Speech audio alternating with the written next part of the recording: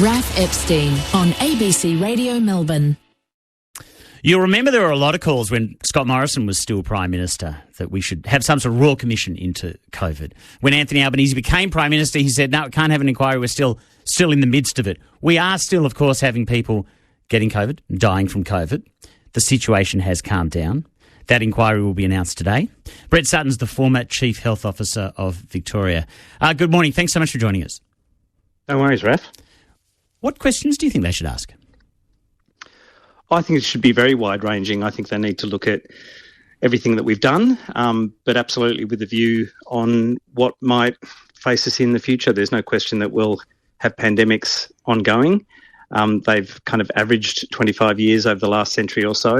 They may be more frequent with the way that international travel and our interaction with the environment and the animal world is going.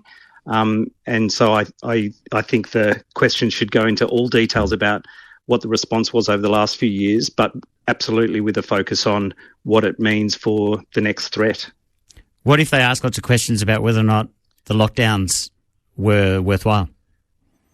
Oh, totally appropriate, as they should about quarantine, as they should about international travel and closing off a country, as they should about the right communications and the right policy settings to maximise vaccine coverage, how you deal with misinformation and disinformation and all the rest. But yeah, there shouldn't be shyness about asking the tough questions for those things that were most disruptive.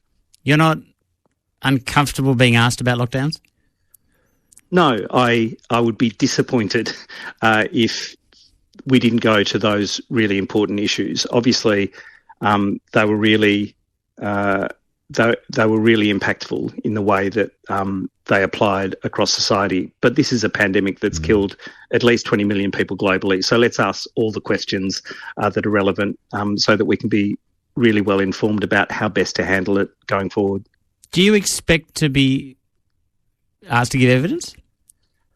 Do I expect to be what? Asked to, make a submission, or do you expect to be quizzed on this stuff? I assume you are expecting a call?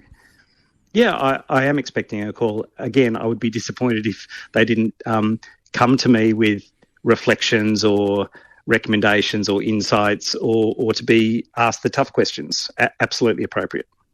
And do you think it's fair territory to question decisions made about how quickly we bought vaccines? Do we want to stir that stuff up again?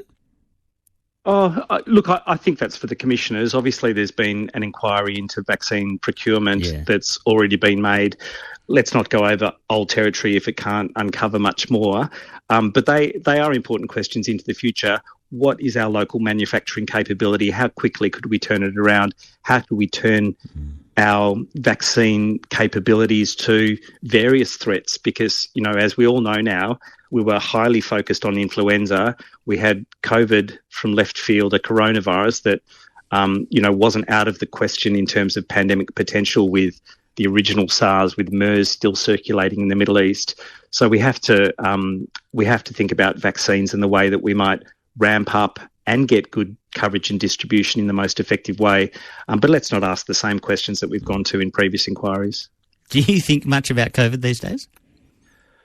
Yeah, probably too much, but it's very difficult to have been in the heart of the beast for years and not to have it play on your mind all of the time. I think, clearly it's still challenging, but we've gone back to a relatively normal way of living, and many of us want to put it behind us in lots of ways. I want to put a bunch of things behind me in lots of ways in order to kind of enjoy life that's right in front of my nose. But, it's very hard not to go over things and not to reflect on, how significant it was and how significant it might be in the future.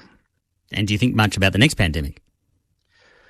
Yes, I do. I mean, in my next role at CSIRO, I'll need to inform the kind of strategic research priorities and innovations that might put us in a better position to manage future threats. And I think we do need to be a bit more imaginative about what those threats might be. And obviously, coronavirus is now absolutely on the radar, but there are other potential pandemic threats that we need to think about, and the general capabilities for responding to those in relation to surveillance and contact tracing and quarantine capabilities are all relevant across many of those threats, as well as the kind of things that we should embed in planning and long-term thinking around ventilation and the things that can reduce the risk of transmission for all kinds of respiratory viruses.